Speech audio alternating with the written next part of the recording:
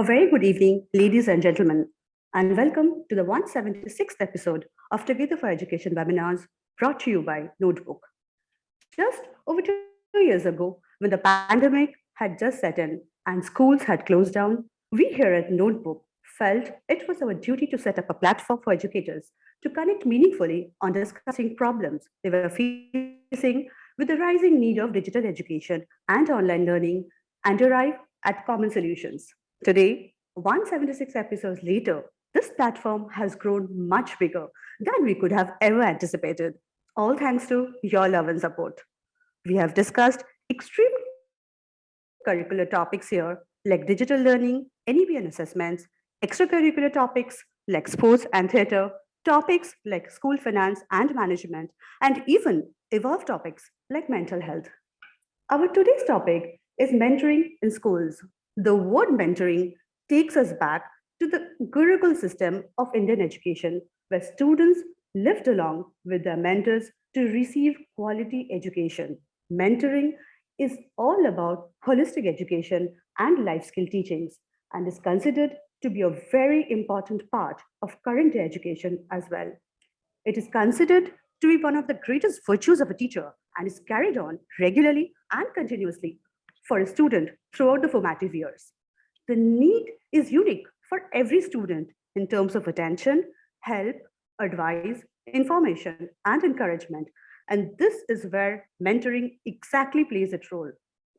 Clarity, communication, and commitment is considered to be the three C's in terms of prerequisites of any successful mentor. Mentoring can, however, be of different types: teacher teacher, teacher student, student student, and every such type resonates with the charm of the unique relationship of the two individuals involved. Our first speaker on this topic is Mr. Philip Burrett. Mr. Burrett retired as the deputy headmaster from the illustrious Doon School in Dehradun after 44 years of serving in education across various institutions. Mr. Burrett served the Doon School as housemaster, head of department, dean of activities, dean of student welfare, deputy headmaster, second master, and acting headmaster. With great distinction, he also carried out a visioning exercise for the Doon School in the year 2011 through an in depth study of a number of British public schools and various schools in the US. Mr. Burrett qualified as a leadership trainer at Wellington College, UK in the year 2000. He is also an athlete, an adventurer, and a naturalist. And we at Notebook are privileged to have Mr. Burrett as our senior advisor. So, thank you so much for being here today, and over to you. Thank you, Gagori. I hope I'm audible, Gagori. Absolutely, sir. Thank you very much for that introduction, and a very good evening to you and Achin and Subhash in absentia, Abhishek, and everyone at Notebook. And a very good evening to our esteemed panelists and our guests who've tuned in. A wonderful topic that you all have selected today. I must say that a teacher has multiple roles to play these days. Not only does he teach or she teach, but there's also sports, hobbies, community service. There's a lot of administrative work, which involves finance and budgeting. But mentoring and pastoral work are also a very prerequisite need for a teacher today. And schools need people with pastoral and mentoring skills. Children often talk about their teachers, and either they say, oh, he was a wonderful teacher in the class, or they say, he might not have been so good in his subject, but he helped me a lot during difficult times that I went through. So you either have the person who's very good academically or somebody who's much better pastorally. And very often you're lucky to have both these roles in one person, and that's very, very fortunate. Today, parents, two of them are busy working. They got two jobs, two cars in the garage. They're very busy, and children are left to their own devices. And if they don't have some mentor in school, they tend to be alone. Now, I think a mentor in the form of a teacher fills this gap that parents leave. There were in the olden days the joint family system, where you had the uncles and the grandparents, and apart from that you had the family doctor, the priests, the guru under whom the child was an apprentice, He did an apprenticeship. The family doctor was very important because he not only gave birth to the child, but he also, might have removed his appendix, or, he saw the kid, and, he could advise the child, and he also attended the child's marriage later on. That's gone now. With this nuclear family, children are left very much alone. There's an African proverb that goes like this. He says, it takes a whole village to raise a child. And if a child doesn't feel the warmth of the village, he will burn it down to feel the warmth. What it means is that it's not just the parents or one or two people who raise a child. A child has to be raised by many people who he comes into contact with. And so in a school or a family, you need mentors. Now, I would describe a mentor as an elder who values his eldership and feels responsible for the youth that need nurturing. These are people with experience who have trod the path and have understood children, have understood the problems of adolescence, and can show these children a way, not necessarily their way, but help children find their own way. A mentor is a good listener. He listens with a heart. He supports, he advocates for the child. He takes time to know the child, understand the fears and the trauma the child went through. He also understands what the child likes or what makes the child happy. If you look at statistics today and see, especially boys between the ages of 18 and 24, you will see huge amounts of suicides, depression, poor academic grades, gang fights, substance abuse, body piercing, and broken marriages, isolation and loneliness. And all this is because we leave children alone. And what do? They find solace, they find support in somebody their own age. Gangs of boys and girls, 16 to 18. What can they know from each other? In tribal societies, many, many thousands of years ago, and even sometimes, even now in African tribal societies, the Aborigines of Australia, the shamanic Red Indian tribes, boys were mentored by elders, men, generally men. And this rites of passage that they had to go through in their difficult years, say 16 to 20, was actually presided over by the elders of the family. Girls in their own way have their mothers. You can see girls with their mothers in the kitchen, chatting about life, about life after marriage. Girls that way do have their mothers at home most of the time. But boys, what happens to boys? Their fathers are busy. They're playing golf. They're holding a job, maybe touring or traveling. And boys are left very much alone. But in tribal societies, whatever the boys did, whatever risk they took, was presided over by elders who made sure that they didn't get into any danger. And when they did offer danger, they were around to help. But as I said, today's boys are left very much to their own device. And what they do, they find their own rites of passage. They do tattooing, they get into substance abuse, they fight, they drive fast cars, they get into accidents. This also is a risk-taking challenge that boys do, but without the presiding elder around. Now, a good mentor is someone who doesn't fix the problem or rescue the child or give too much advice or tell his own stories. A good mentor is a listener. He listens to the child, understands the child, and helps the child grow in the direction that he should. He gives unconditional love, unconditional support, and he's able to contain the child, by which I mean the child can come and cry and be himself and be his authentic self to the mentor, and he will not be judged.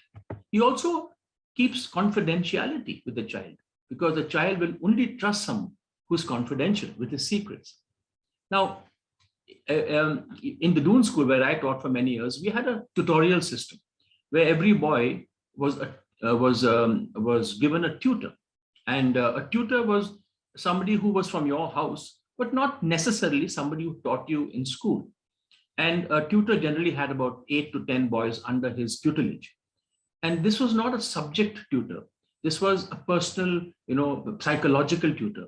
Most tutors were given a cursory course in listening and counseling skills.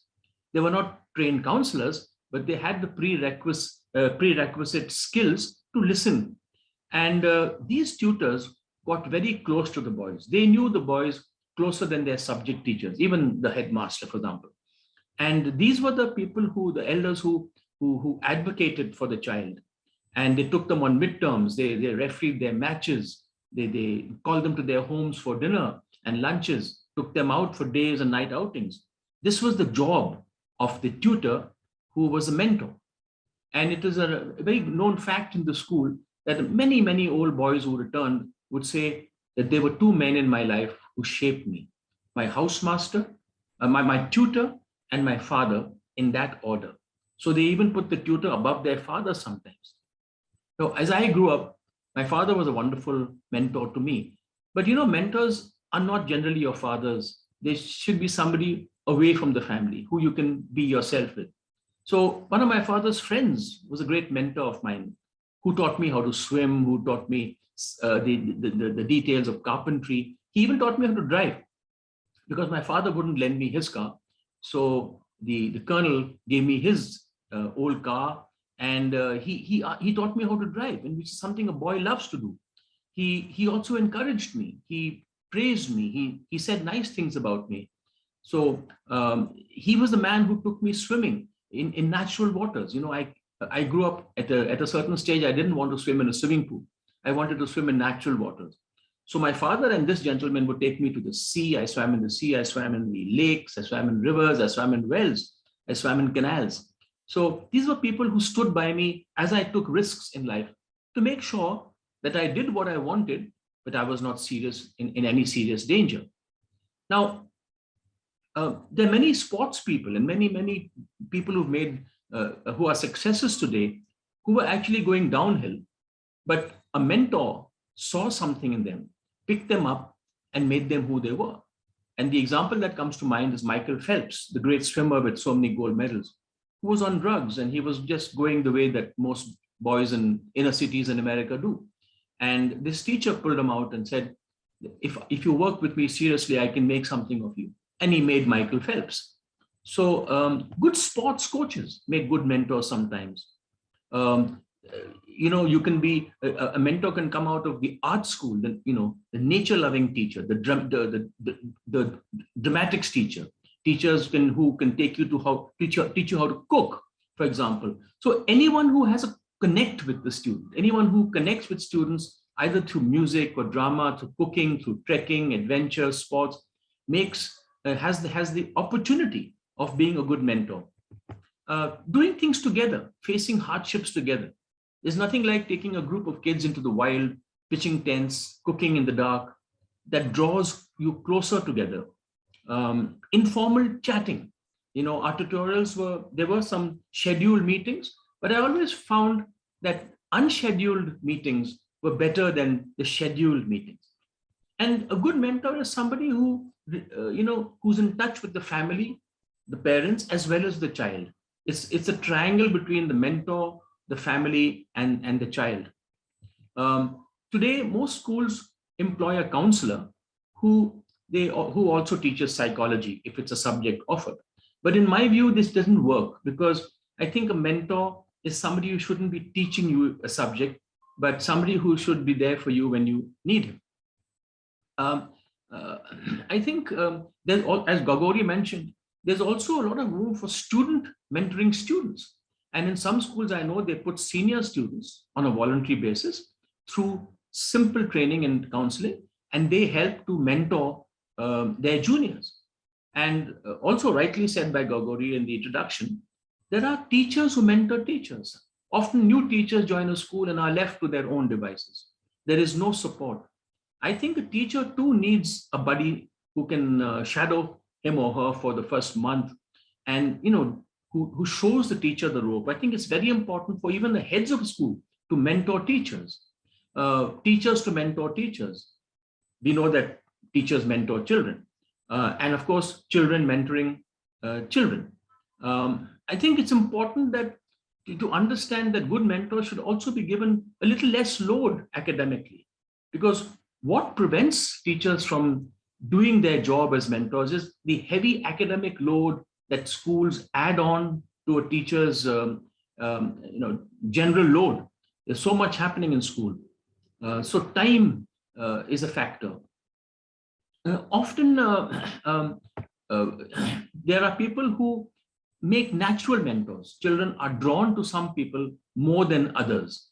And these people should be selected to be the mentors of the school and given a lighter load in terms of their academic load. In most cases, when students go abroad for college, they need a tutorial report.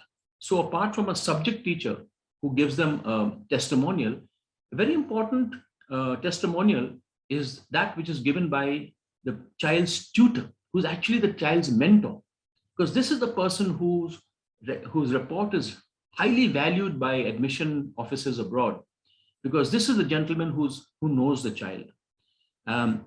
So I think mentors should be writing reports. In my last few years as a teacher, I did very little teaching, and I was involved with the pastoral side of school. And I learned that I needed mentorship too. So I too had elders who mentored me.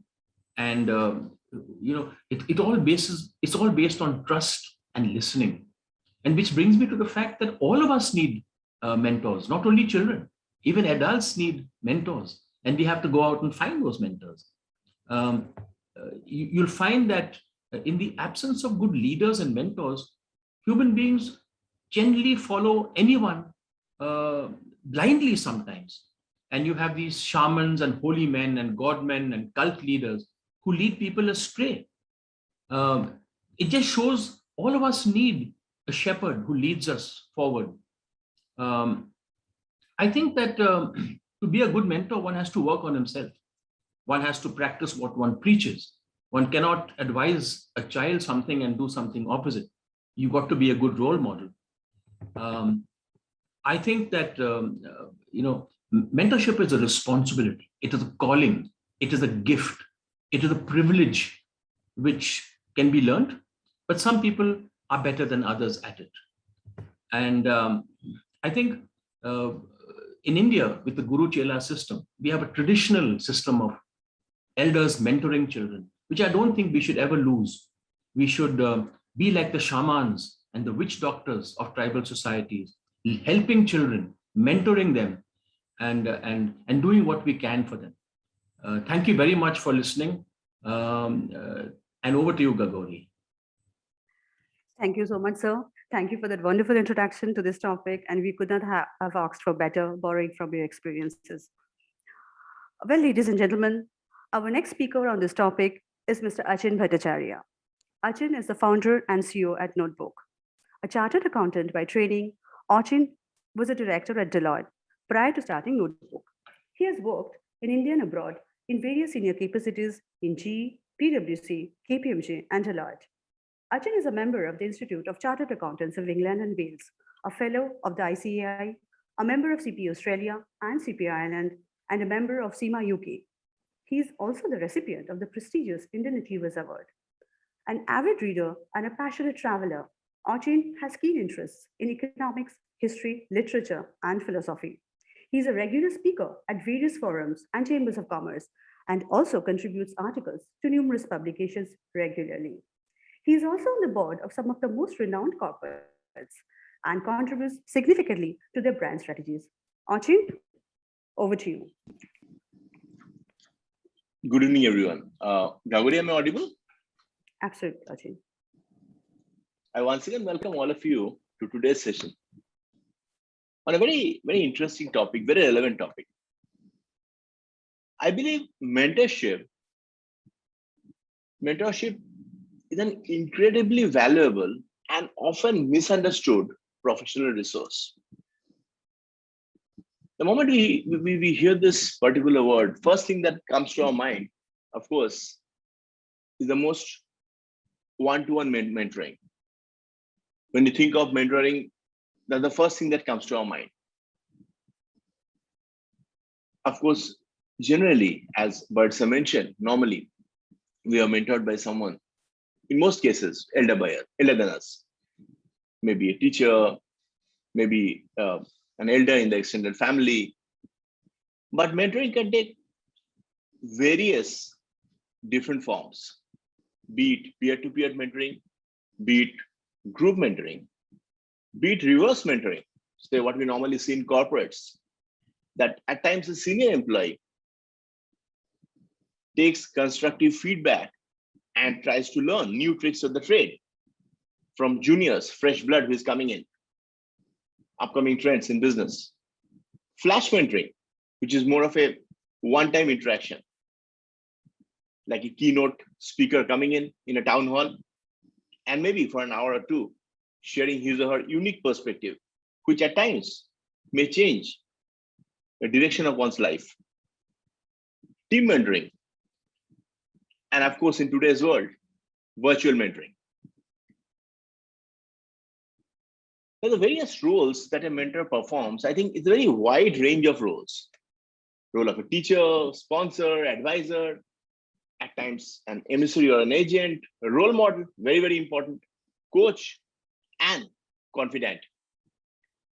So a mentoring relationship develops over a very extended period of time, during which a student's needs and the nature of relationship change. It varies. It's not static, it's dynamic. And a mentor tries to be aware of these changes and vary the degree and type of attention, help, advice, information, encouragement that he or she provides. And I think educators are masters at this craft. They are the best, because for any student, they're immediate role models, apart from parents, teachers, of course, immediate role models. Now, a mentor, I think, can provide a student with both personal as well as professional support throughout the ups and downs of academia. This at times can enforce the students' resilience, learning new things. They may wish to discuss their ideas with someone who shares broadly similar interests, who can guide them. This particular notion of mentoring is very interesting and very ancient. For those of you, I'm sure, many esteemed educators in this forum are well aware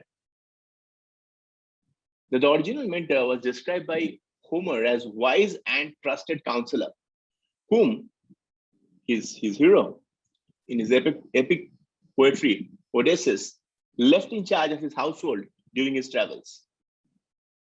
And Athena, in the guise of mentor, became the guardian and teacher of Odysseus' son. In modern times, the concept of mentoring has found application in virtually every forum of learning. At times, it's often used interchangeably, very interchangeably, with the word advisor. But I believe there's a fundamental difference between the two, mentoring and advising. Because mentoring is a much more broader concept than advising someone. Because mentoring is a personal as well as a professional relationship. An advisor might or might not be a mentor, depending on the quality of relationship. And as we discussed, that mentoring, being a personal relationship, develops over a period of time. Now, in broad sense, I think the most important part is that a mentor is someone who takes a special interest in helping another person. There's no doubt about it. Research has proved time and again that it is one of the most important ingredients to ensure achievement and growth. He or she can provide a much needed outside perspective, an outsider's perspective. I think Burrett made a very wonderful point that normally a mentor should be someone with whom we can be comfortable. A student can be himself or herself. It's important to open up. A mentor needs to be somebody who can have genuine interest and honesty to challenge and affirm a student's ideas, and also guide him or her through the rough spots. And I was reading, I think this is very interesting, and I'm sure most of you are aware about Sir Isaac Newton, who once said these great words.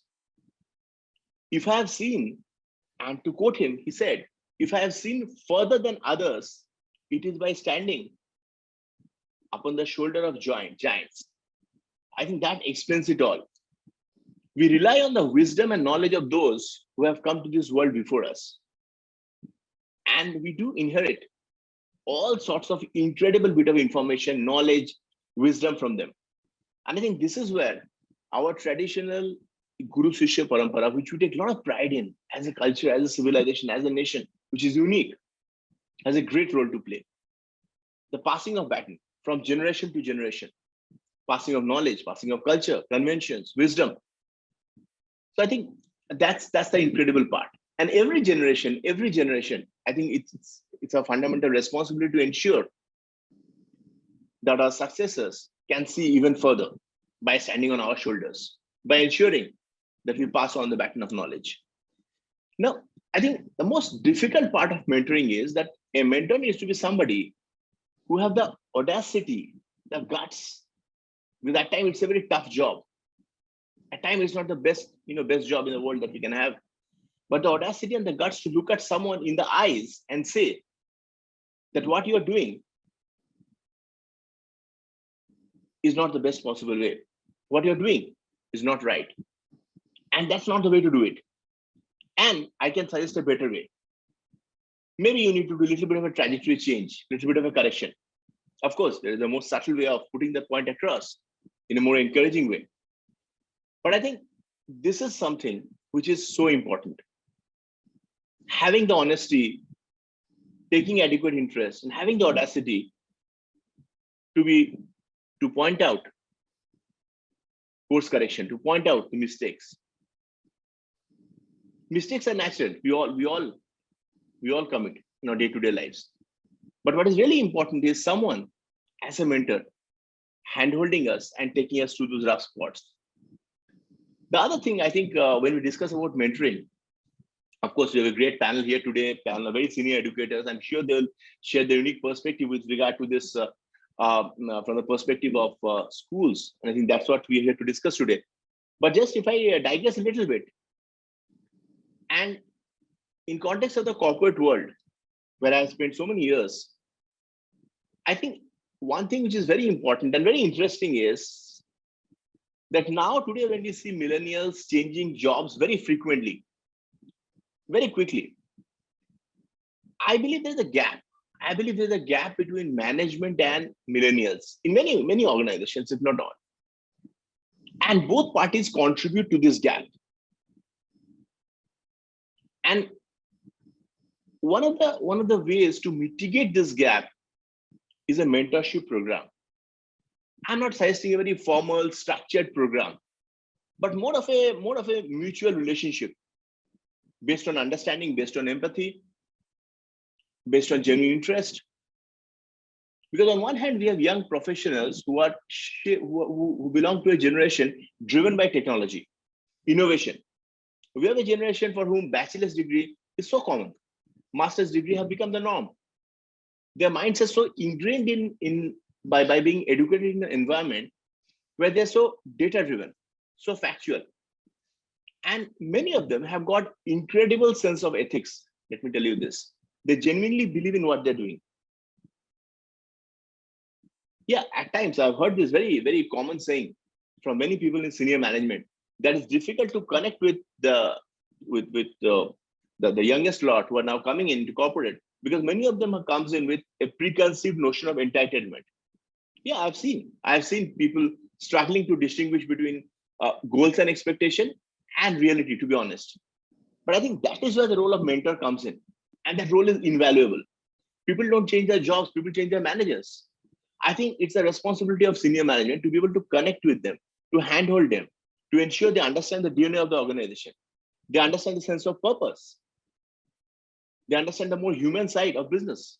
And I think that is where the role of mentorship is so important, so that they exactly know that what their sense of purpose is. They understand how their work is being used. They understand what is their growth path. They are involved in corporate social responsibility, CSR initiatives that the company may be taking. Wonderful initiatives. The last thing that I want to share, I was reading about this school and I found this really interesting. I was reading about a school in Australia, in Perth, the Studio School, and how they have reimagined education, secondary education, through a more personalized and mentor-supported curriculum. And they're really taking this idea to a next level by creating personalized learning pathways It's an alternative to the mainstream structure and system. And they combine studies with real world projects and mentorship. The organization believes that every student is different. The institution believes that every student is different, and we all agree. And thus, individual ways of learning are encouraged. And how do they do that exactly? First and foremost, unlike in regular school structure, students are encouraged to find their own rhythm. Working independently, they're given their own places to sit, their own desks, and they also collaborate in meeting spaces. And students who complete this learning pathway and assessment system, which I'll talk about briefly, earn their Western Australian Certificate of Education, WACE. But in this particular institution, success is measured against key performance indicators that students themselves set for their project. So they decide, okay, these are my parameters, these are my KPIs, these are the indicators based on which I should be judged. So it's a relief for students that they can learn in a way that they can negotiate and they can navigate that with. They have some agency rather than it being done to them. So this curriculum is run by teacher facilitators, but learning extends well beyond the classroom. A lot of real world learning occurs, like with real people who are in business, social enterprise, industry, doing what students are interested in doing. Like for instance, I think this I found really interesting, to develop their projects, like they choose different projects, and to develop this project, students are paired with experts who are succeeding in the student's chosen field. So someone who wants to work on a particular area is paired with an expert in that particular field. So through exposure to industry knowledge and future career opportunities, they can apply a real world understanding to their learning. And this, of course, is combined with TSS's own mentoring support and program, which can be differentiated for ability levels. Now, whether students are gifted in particular domains or need additional support to flourish, of course, every student has their own learning pathway. The institution lends a helping hand. And the best part of it that I found is this practical approach of pairing them with leaders in those given fields. The last part, I think very interesting, is how is success measured? And there's a unique way of measuring success. The model allows students to discover, create, and succeed in their own ways. And as we discussed, that getting certification is one part, but success usually is measured against KPIs, key performance indicators that students themselves set for their project. It's like objectives are based on what they would like to achieve, by what time they would like to achieve. So for instance, if they're building a website or they're trying to create a small business or create a product, those are KPIs that they have set for themselves. And the success is determined by their performance as in the real world. So in this environment, students are developing skills like employability skills, they're working in team, tackling problems, and the hallmark of success are those targets that they set for themselves.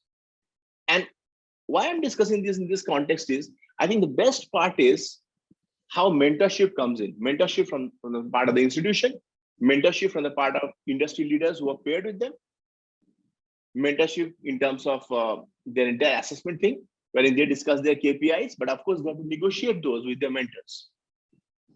So I think these were some certain points that I wanted to discuss.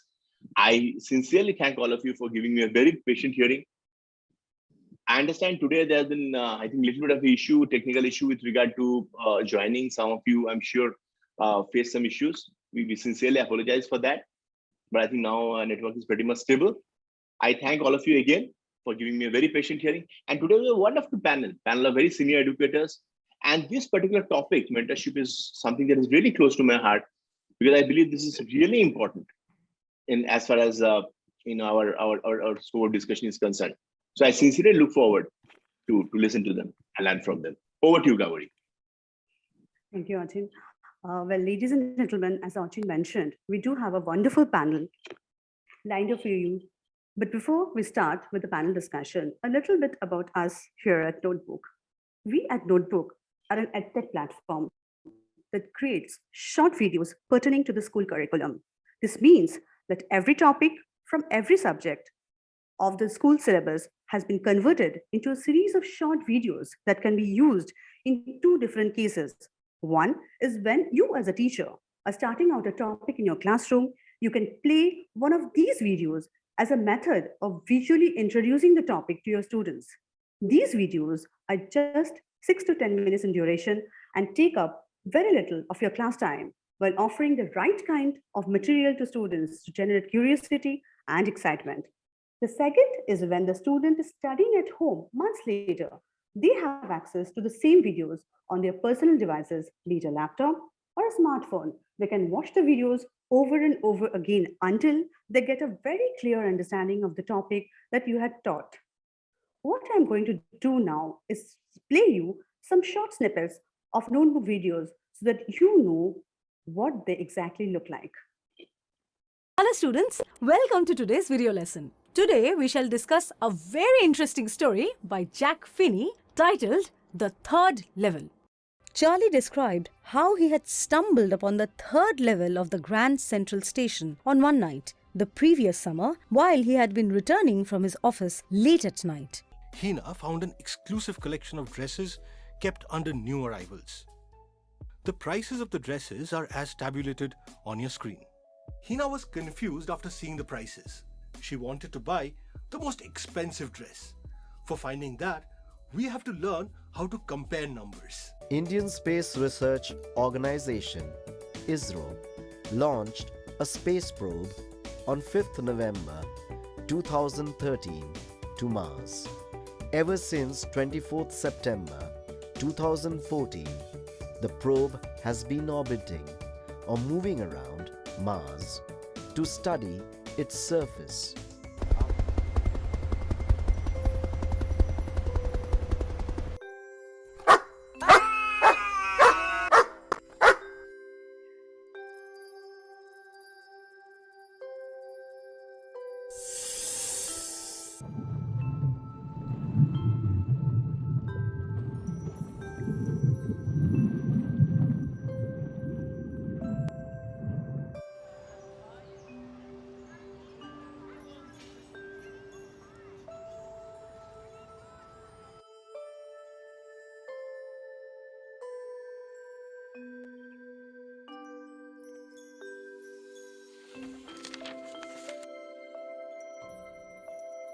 Hello and welcome to Notebook.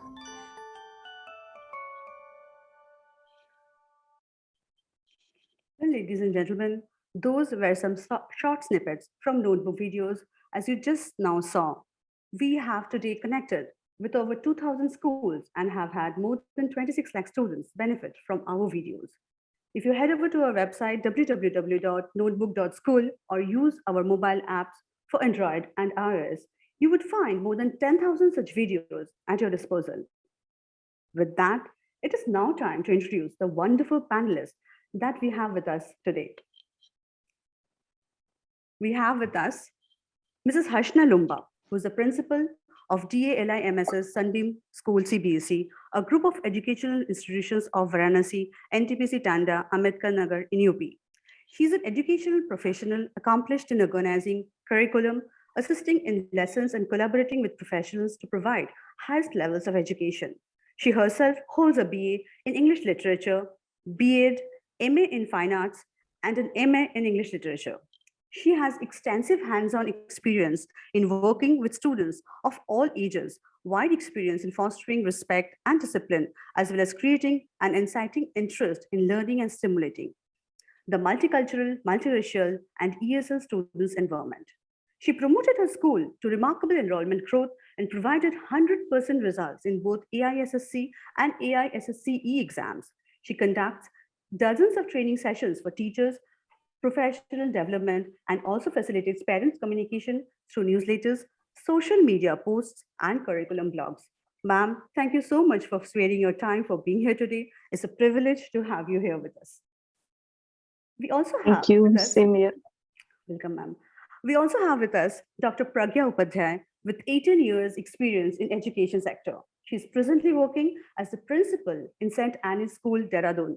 She is a passionate educator who has the knack of finding solution to every problem and eases the subject with her problem-solving skills. She is an ardent learner, for she believes a true leader keeps learning. She's a motivator, come counselor, for she believes in exploring life rather than solving the life. Ma'am, thank you so much for being here on the panel. Thank you for joining us today. We also have with us Mr. Subhash Raghav, who is the founder director of Samadhan Academy in Bangalore. He holds a master's degree in English and MPhil. He also holds a diploma in career counseling and a diploma in child counseling and mentoring. He has worked for the Indian Air Force for 16 years and in the field of sales and marketing for over 10 years. He has also worked for over 10 years in the education field at Bangalore. He manages Samadhan Academy at Bangalore, engaged in career counseling, student mentoring, soft skills training, motivational seminars, stress management, etc. He has conducted career counseling seminars for over 200 schools in Bangalore. He has conducted over 50 webinars on various topics like motivation, career options, and stress management. He has also successfully completed a project named Listener to Learner through Community Radio, sponsored by CMCA, Commonwealth Educational Media Center for Asia, New Delhi, for 5 radio stations answering students' questions on career, stress, entrance exams, etc. Sir, thank you so much for being on the panel today. We look forward to hearing your views on this topic. I shall switch on my camera now. I would request the panelists to kindly unmute themselves and switch on their cameras, please. Once again, a very good evening, and thank you so much for being here today. Good evening, everyone. Good evening, ma'am. Good evening, sir. So, as Gagori has already been introduced. Yeah, I'll start with Harshna, ma'am. Myself, Harshna. My first question. Yeah. Yeah, ma'am, please. Ma'am, my first question to you yeah, is... please, Gagori. Yeah, how does mentoring work in your school, ma'am? Okay, as sir has already discussed this thing, Achin also and Philip sir also, mentoring provides social bonds, social schooler by supporting us growth and many other things. Like for me, in my school, it provides psychosocial development across their careers, good quality mentoring. Good quality mentoring makes my school very gives good atmosphere and give my students a bright future to come up with the vibrant career options and other things. But apart from all these, good quality is important. Like why to for giving my teachers, like basically we believe in giving the training to teachers. So mentoring works as a training in the form of training. So we on the time to time, like we provide trainings and other platforms, exposure and other things my teachers, so they inculcate their built to the and provide the good quality to the students. So other things also, like if I talk about for my school, we all learn other. Everybody has an authority to be a mentor there. Like I learn from my teachers learn from myself. Like suppose we talk about any class, like might be a dance teacher, might be a music teacher. We learn each other because you are not the master. So we take up the small things which we do not know enough. So self as a student and taking the learning the thing from others is a simple way of mentoring in my schools. So I have to students as well, so they can whatever good things they feel like, might be it from the students, might be from seniors, might be from the teachers, they can take up the things, they can grab the things, whatever the opportunity your school or your atmosphere is providing you, might be inside the school, might be outside the school, because all these things covers their behavioral changes, and it includes demonstration and execution of the work, then giving trainings regularly. And for my teachers, it's yes, of course, on time to time giving workshops and exposure also. So like we work like a chain in my school. That's it. Thank you, ma'am. If I can come to Pragya ma'am and Hari sir for your opinions on this particular question. How does mentoring work in your schools? So any one of you can go first. Pragya ma'am, maybe. Ma'am, you have to unmute yourself. Pragya ma'am. Yeah. Hi, Gagori. Thank you so much for a wonderful introduction.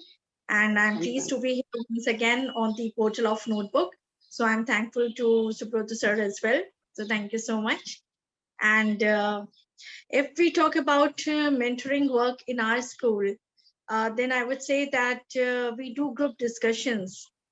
Because after doing the group discussions, we ask them to present themselves in the groups. And once they are presenting themselves in the group, then as a mentor, one is doing the overall sum up, that what have we learned from different groups. And then as a mentor, the question is put up in the class, like what reflection they have learned out of all those discussions. So now the reflection part is very important, what the children have learned, because this is how they learn. Because once they have assimilated the whole knowledge, and they have understood what they have learned through the presentations, and they come up with the reflection part, I mean the conclusion part, then they have learned everything. Because it is not about dictating, it is not about just one way, it is two way. So we involve the children and we give them the voice and the choice. Yes. Giving the voice is very important, and then the choice is there, what they pick up. This is again very important. Then they have to take the ownership. The students have to take the ownership of their learning, whatever they have learned from it. And this is how the two-way process takes place. And then we can call it as a sustainable development program. Because mentorship, because see, earlier in schools, we used to have monitoring.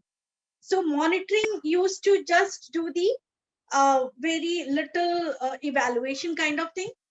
But mentoring is a bigger perspective, and it is, I would say it is putting the tap upon the enhancement in the performance day by day, month by month. So this is how mentoring takes place in our school. So I mean, the critical appraisal is also there of the mentors, because if teachers, if educators, they are not ready for the critical appraisal from the students, then I think the mentors can also not grow. So this is again a very different perspective here in the school, in my school here. And so we go about like this. So it is a two-way process. Thank you, ma'am. Hari sir, your views on this, please. Yeah. Good evening, everyone. Good evening, sir. I feel myself to be very fortunate. I have been listening to Mr. Achin and Mr. Philip maybe more than 20 times. And today I'm fortunate to listen to Mrs. Harshna and Dr. Prgya. So my life becomes easy to put across my opinion or my viewpoint on this very good topic, and the topic which is very near to my heart. Now I will start from the end, the reverse way. As you were mentioning, I did radio counseling for students of around 5 community radio stations last year when we were in bedtimes. Yes, sir. So I had very tough time to handle a radio station of University of Ranchi, the radio station called Khanchi Radio. The students who were throwing questions were highly qualified, but the the exposure level or the information level was very low. Very low means I have not seen that kind of low confidence and information both in the students. Such as, sir, I have done MTech, I have got 70% marks. Please tell me how to join Jharkhand Police. I'm MSc Physics, I have got 80% marks in physics. Can I get into this general duty clerk in the army?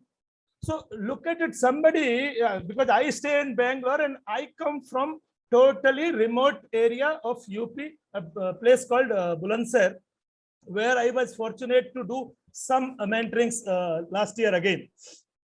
So this particular radio station, I got a call last Monday from the director saying that, sir, we want to discuss with you that you did this mentoring through SEMCA last year. Would you be able to do directly with us on radio? I said, yes, sir, I would love to do it. What happened? Then what he said is, I wanted to share with you and all listeners that he said, sir, some 10 students of MSc Zoology came and they were wanting to see you in our Ranchi University. And they spoke to the front office guy, sir, we have come to meet Mr. H.S. Raghav, who keeps doing mentoring and counseling on radio. Incidentally, what we did last May, June, this radio station very kindly, with my information and permission, have been using that every day. Every day that comes from 9 to 11, they broadcast that or telecast that with some songs gongs in between and then counseling. So 30 minutes counseling spread over 2 hours. So then the front office person said, no, sir, we don't have any person like H.S. Raghav. Then he said, no, sir, he keeps doing counseling and mentoring. We want to see, don't avoid. So the front office guy came to Dr. Anand Kumar, who is director there. And then he said, sir, I have got some 6 students who are wanting to meet Mr. Raghav. He said, no, we have not hired anybody. How would you not know if we hire somebody? Then, sir, he's saying me. Then I remembered, oh, it's we are talking about you. Then I said, no, he does this from Bangalore. Then they said, sir, please don't tell us like that. We want to meet. Don't tell us that he's doing from Bangalore. How can he do from Bangalore? Look at it. Why I'm sharing this with you is MSc guys are very confident that this counseling cannot be done from Bangalore. It has to be done only from Ranchi radio station. So that kind of situation gives me 2 things to think. One is some areas of India, we are so weak. The second thing is we can also do that kind of mentoring, that people come to your place and wanting to see you and things like that. So as Ms. Harshna and Dr. Prgya was saying, I would like to take it back to my days, which I keep doing in my workshops and seminars, that a good student is somebody who can ask questions. A good student is somebody who can ask questions. So I would throw this question to a student. Who can be good teacher? Sir, who can answer those questions? Tell me. Somebody else. Everybody would be stuck to this answer, that good teacher would be somebody who can answer the questions of his students. I said, no. The good teacher is one who can make his students ask those questions. If the good student is somebody who can ask questions, the good teacher would be someone who can make her students ask questions. Now, this is both side story in teaching learning thing, that I should listen to my teacher and teacher should be able to engage me in listening. This is half the mentoring which we could and we should now, thankfully, new education policy will come in and we should be doing this. In my opinion, incidentally, I am not a direct class teacher kind of teacher. In my opinion, there should be a separate guy who should be doing, as Mr. Philip was also trying to say, the mentoring is not something that only Mohan can come and complete this. The mentoring has to be done from the mother, from father, from subject teacher, from the school teacher, and also the principal. apart from these 5-6 guys, there should be somebody who does not have to answer what is a plus b whole square or how the light travels and things like that. He should be enjoying his work to make these students ask questions. Sir, how this happens? How this electricity does not pass? Good conductor, bad conductor, we can teach. The physics teacher can teach. But why that happens? Why is the glass bad conductor? Or why something is good conductor? That kind of counselor or mentor, if he comes, and the education policy says from 6th. So I am very happy that if it comes from 6th, I am sure that we can reverse the system which has gone into deep roots in last, let us say 10 or 15 years. Nothing to blame on our teachers, nothing to blame on our students, and of course, nothing to blame our parents also. They are not ready to take any portion of the blame at all. Everything should go to teacher. I have paid 50,000. Now the teacher should make my son learn. No, this cannot happen. There are 4 guys, all 4 guys have to contribute. So my opinion or stand on this would be a separate guy who focuses only on mentoring. He can focus individually, that Mohan or Sohan or Ramesh or Vinita or Sunita separately. Everybody will have different speed of learning. So that's how I feel that we should do mentoring of the students. Thank you so much. Next come to Prgya ma'am. Ma'am, my question for you is like, which form of mentoring works the best? Teacher-teacher, student-teacher, or student-student? So 3 forms of mentoring I mentioned. Which form do you think works the best? Yeah, I would like to say just now Raghav sir has spoken just about the same thing, that he spoke that everyone is a mentor, like father, mother, parents, brother, sister, friends, teachers, principal. Yes, of course. And then when you talk about that, which is the best, then I would just say that owning of the skills is very necessary. Now, what kind of skills? Like collaboration, to be empathetic, to be a good counselor, and to be empathetic is to understand the other person so well, to be a good listener. Because until and unless you are empathetic, you are a good listener, you will not listen to the other person, and you will be just in a hurry to respond that I have to give some reply because I'm listening. So, I mean, first of all, we have to see when it is a student-student, when it is teacher-student, or whether it is teacher-teacher. Anyone can be a mentor for anyone. But yes, one has to check oneself whether I really possess these qualities, whether can I work in collaboration, whether can I be collaborative, am I sympathetic, or whether I'm empathetic. Do I just sympathize or do I empathize? Whether I'm really a good counselor, can I really give a word of wisdom? And as Subhash sir was just saying, that there's a lot of difference between mentorship and advising. So yes, of course. So advisors, the whole country can give the advice, whole world can give the advice, and advice is free, as we say. So we need to understand that it is all built upon trust. Trust is the foundation of being a mentor. So if the other person whom you are going to do the mentoring, whether that person really has trust on you, the mentee also needs to have a trust on the mentor. So it is again a very reciprocative kind of relationship. So where there is faith, where there is trust, a good relationship, a good understanding, mentorship will take place. So I would say that these skills are actually required. This attitude is needed, and then it can take place in between anyone, whether it be student-student, teacher-student, or teacher-teacher. Wonderful, ma'am. Wonderful. Thank you so much for your inputs. Harshna, ma'am, if I can come to you with the same question, which form of mentoring works the best for you, as per you? Like it's teacher-teacher, student-teacher, or student-student? your views on this?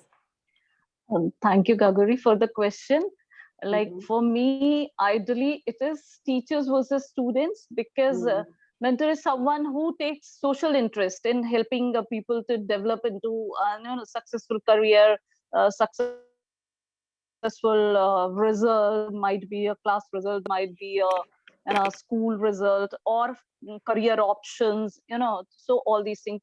And their relationship, what I feel, is expands beyond the teaching to advancement in the educational and personal growth of the students as well.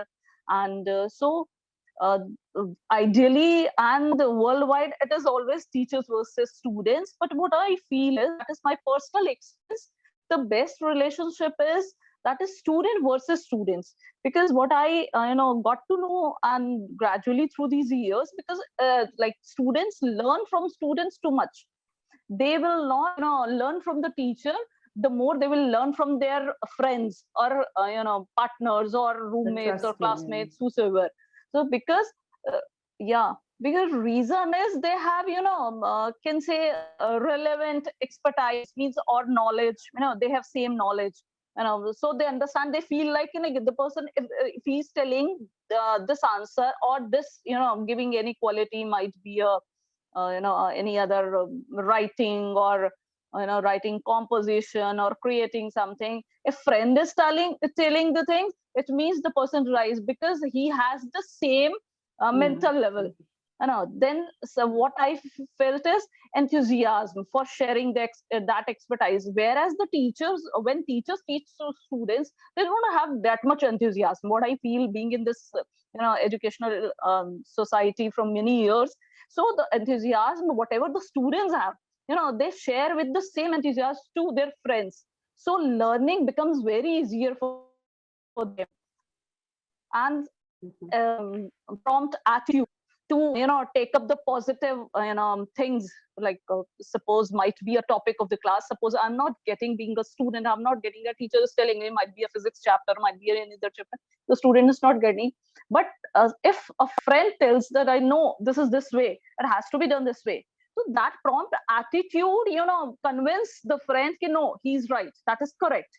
And they have their eagerness also to invest their priority time, and to give the things, because that bond is very important now. So that is why ability, and they people have that much honesty also to give the things, to deliver the things, and they have that friendship bond and trust, which proves to be student to be a good mentor. So and there are some more things, which is can say willingness. They're always ready to learn and ready to teach. So for me, like important, what I learned in years, that student versus students relationship is the best. The students learn from their partners more than anybody else, because the quality, activity, everything they find in their partners. Thank you. Wonderful, ma'am. Wonderful. So taking from your lines, ma'am. So my last question in this forum, like, what do you think? Like, is there any merit in not having a structured mentoring program, and just letting it go the way it wants, like just having a natural way instead of having a structured mentoring program? Yeah, what I feel, that is important. That's a merit. Actually, what I feel is, that is actually a merit in not having a structured monitoring program. Because a set is structured is like giving a Macmillan book to the teacher, like go and teach the chapter in the class, and the teacher go through the chapter a day before, and went enter into the class, and gives all his or her best, like that is blah blah blah. But when it is unstructured, means when the students or teacher learn from natural ways, from the sir said and the ma'am said, like from each other, when they learn, it can be anybody, that is true, can be anybody. They can learn from their parents, they can learn from anybody. So unstructured set of monitoring is actually a merit. Actually, when they learn from nature, learn from their atmosphere, when they learn from their society, when they learn from outside of the school, that is really a merit. is truly a merit.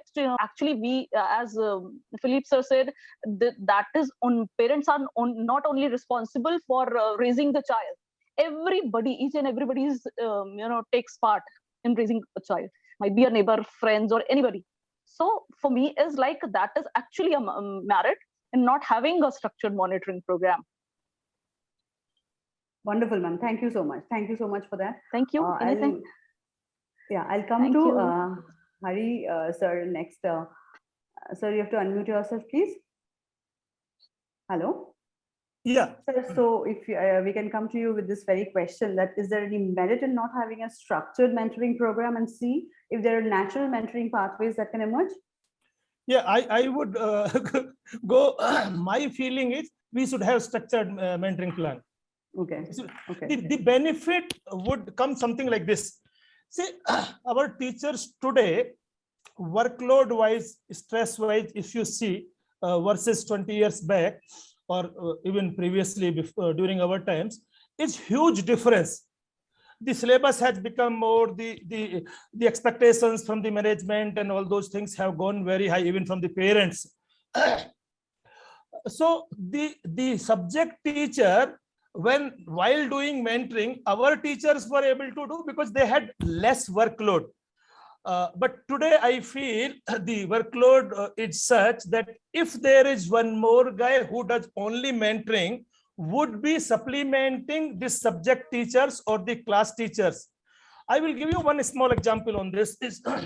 I use this very often. And Loomba madam and Prgya madam must have seen this, observed this, because they have very long experience. That during, I say our days, because I know only those days. During our days, any good teacher would scold or actually beat. In our days, beating was there. Anyway, our students don't need to worry. Used to scold the good learners more than the slow learners. Now the inference of this has to be something like this, that they want to push both. Slow learners, it is their duty to push, but the good learners, who are the front benchers automatically those days, they want to push. Oh, only 70%, Baba. What is it? This you must get 80%. So any good teacher, I don't remember any good teacher who has not beaten me during my 9th and 10th.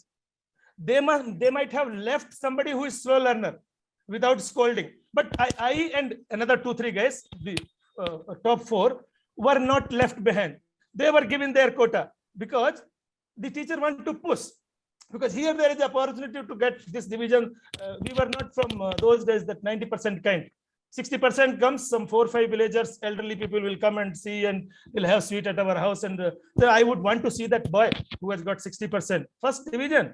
So this way something it works. But again, at Dr. Prgya was saying, all 5 of us have to put our heads together and do it. We should do it. Very important point. That's how is my opinion. Thank you, sir. Thank you so much for your opinion. Ma'am, I'll come to Prgya ma'am now, ma'am, for the same question, that do you think there should be a natural mentoring pathway that should be given way, or we should have a structured mentoring program in schools? Gagori, I would like to begin with, like we know, we have MA in psychology, then MA in counseling. So all these things show that there has been a structure. So because that way education system wants to say that there is a structure, you learn counseling, there is a structure, you learn psychology, but everything is very limited. That knowledge is limited, that structure is very limited. And so when it comes to application, to apply that psychology and to apply that counseling, then I would say that it is beyond a structure. Why? Because if I talk about this hand, we have 5 fingers and all have different length and weight. The same goes for the children also. They are of different aptitude, different attitude. And so a kind of set pattern, a kind of structured pattern cannot work on everyone. there has to be a different approach from the mentor side. So again, a mentor has to be again a very dynamic, a multidimensional person, so as to understand the psychology of the children, and then change the strategy from children to children, where the mentor finds that the child is losing interest, or whether, if one is facing, is not able to handle the emotions, is not able to handle any sort of crisis, and because ultimately, why are we focusing on mentorship during this era? Why not only monitoring? Because this era has become very, very sensitive. Children have become very sensitive. So that is why there is a need to upgrade them, upskill them with the help of mentorship. And that is why mentors are required. Now, as Raghav sir was saying, that a particular person should be there to mentor the children. I would say, maybe he's right, but I would say that every educator needs to be a mentor. Why? Because maybe possible that a particular person who is a mentor may not cater to each and every student. Maybe possible that any particular student is very, very close to the class teacher. So obviously that class teacher will become a mentor for that student. Why? Because that student has faith in that class teacher, not in that particular mentor who has been specifically appointed to do the mentorship. So that is why I'm saying that this mentorship and goes beyond the structured program. So it is all about trust. It is all about relationship.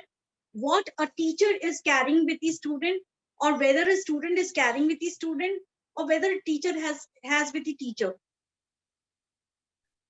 So this is the answer. Yeah, so it's all about trust and a one-on-one relationship, and it goes beyond the structured program. Like it's beyond, it's a real-time learning and real-time basis. Like the person you can trust, the person you can rely upon. So that's what Loomba ma'am also mentioned, that sometimes we are very, very open to people of our age. So that's when we open up. That's where the student to student mentorship begins. So thank you so much for the inputs, ma'am. Thank you all of you. Thanks, Harshna ma'am, Raghav sir, and Prgya ma'am. I'll now invite Mr. Achin Bhattacharyya for the vote of thanks. Achin, over to you. Sure, I think wonderful session. I must appreciate all our esteemed panelists. A very free-flowing discussion and some great points. Burrett sir, thank you as always for giving us a great start. And I think really wonderful to know about to know your perspective on this topic, and especially when you mentioned your father as a mentor, small things like the fact that he taught you how to drive.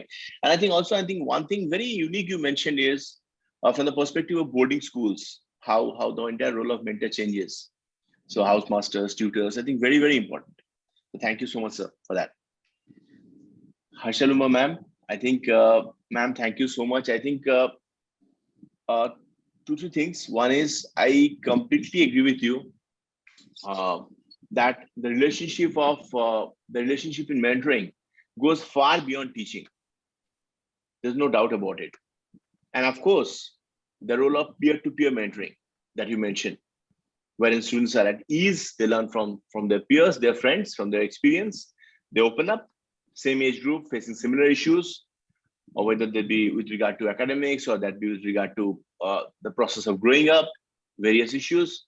So I think undoubtedly very important. And also great to know about the way when you were discussing, you mentioned about teaching as well, training as well, and how that entire process of training, along with that psychosocial development, how the entire thing comes in, vibrant career options. So really wonderful listening to you, ma'am. Thank you so much for your perspective. Thank you. Thank you, sir. Thank you so much. Pleasure is all ours. Dr. Upadhyay, I sincerely thank you. I think one thing that you mentioned, ma'am, I couldn't agree more, the role of trust. I think that one word defines everything. The role of trust as the foundation of mentorship. And the fact that it's a reciprocative relationship. And these two, I think, really sums up the entire thing. And of course, how you mentioned group discussions and the overall role of summing up and questioning the role of mentor coming in. But yes, of course, one of the key takeaways from this session is the role of trust in mentorship. I think that's the starting point. That's so important. Raghav sir, thank you so much. Thank you, ma'am. Thank you. Raghav sir, thank you so much. I think some great unique perspectives, sir, you brought in.